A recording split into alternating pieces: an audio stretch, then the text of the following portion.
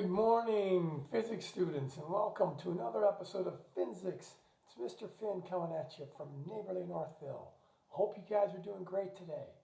Hey, today I just needed to give you guys a little bit of a injection of some wave terms so that you can get familiar when you see the upcoming lessons we have regarding waves and eventually sound.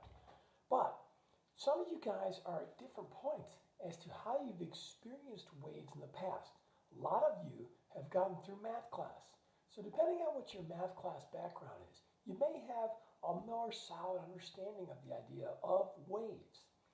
But it doesn't matter. I'm going to walk you through it, and if you haven't had that experience, it's no big deal. It's actually pretty straightforward. But there's a few terms we need in order to get going. As always, guys, I'm available for Google Meets on the Tuesdays and Wednesdays, and if your hour doesn't meet, if you can't make your hours meet, you can always jump in on one of the other hours. Just follow the Google Doc for the schedule. And keep up on those Google Forms Wednesdays and Fridays, guys. You're doing a great job with that. Okay, before we get into the alternate videos on waves and moving into sound eventually, let's take a look at basic wave characteristics so you guys can have a better understanding when you move in. Let's go to our magic whiteboard. Okay, guys, let's see what we have here in terms of waves. I drew a basic wave here. Now, there are different kinds of waves. There's longitudinal waves where the disturbance or the amplitude is actually perpendicular to the way the wave travels. Most of us are familiar with waves like these, and they have crests and troughs. So, this is a sine wave you might remember from math class. But all wave disturbances have what's called wavelength, frequency, amplitude, and period. Those four things.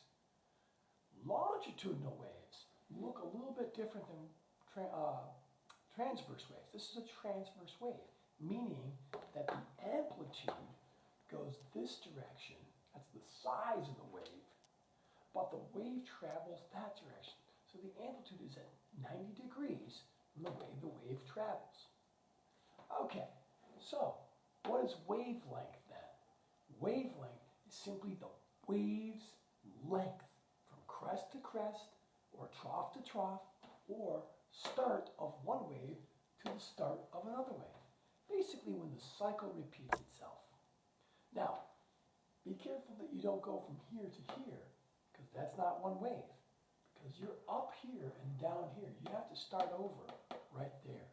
So, make sure you guys understand that. Let me go. Sorry, guys. So if we had this as a point A and this here as point B, that would represent from one wave to the next wave. Okay? Awesome. So we measure that in meters. If it's a small wave like a light wave, it might be measured in nanometers. But if it's a sound wave, it can be measured in meters. So a sound of like 440 hertz, that's a frequency rather, can have a certain wavelength that you can measure. Okay, guys, let's talk about frequency next. Now don't get confused if you see a different symbol for frequency. Most times you'll see F, but sometimes you'll see this little sideways V. It's actually a Greek V or a nu, N-U. So sometimes you'll see lambda nu or lambda F. Well, don't be confused by that, guys. Nu is just another way of saying frequency. Because F is used for so many other things like force or friction or what have you. But if we're talking about waves and you see F, you're likely talking about frequency. But nu could be there as well. Frequency is measured in hertz. Now, what is a hertz? It's the amount of waves per second. So for every second, how many waves do we get? If we don't get one full wave, do we get a percentages of a wave? Like, let's say we have 50% of the wave. Let's say in 1 second, you didn't go from A to B, you went from A to here. Well, that would be 0.5 hertz. Half a wave in 1 second. But if you went from here to here, that'd be 2 full waves. And if that took 1 second, then your frequency would be 2 hertz, or 2 cycles, or 2 waves per second. Okay, guys, That's the number of waves passing by an area per second. Now guys, hertz is actually also given as 1/seconds because wave proportions isn't actually a single unit. Like percentages of a wave is not a real unit. So sometimes you'll see frequency in hertz as 1/seconds, the number of waves or how many waves per second. T is period. Period is measured in seconds. In fact, period is the inverse of frequency. Period is the time for one full wave to do its job. So, if one full wave takes 5 seconds, A to B, then your period is 5 seconds. And what is your frequency? It's 1/5 seconds, or 0.2 hertz. So, the time for one wave to pass a given point, that's period. Lastly is amplitude. Now I have under here, units vary. Why does the units vary? Because the amplitude depends on the type of wave you're measuring. If it's a sound wave, it can be measured in decibels. And if it's a light wave, it can be measured in lumens. If it's a wave, an earthquake wave, it can be measured on the Richter scale. So your amplitude will vary depending on which wave you're talking about. But we'll say it's the size of the disturbance from an equilibrium point or a baseline.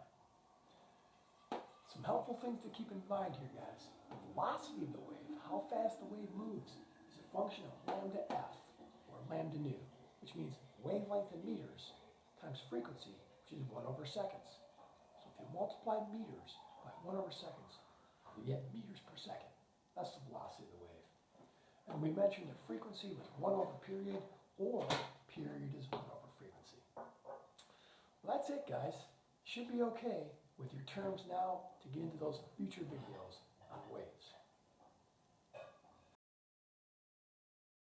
Okay, guys, so to wrap up on waves, make sure you look at those terms over and view the first wave mechanics video with the jelly bobbies and the kebab train. It's kind of interesting. So you'll see those terms in action. And then we'll have some videos over the next few days to help you out on how waves work.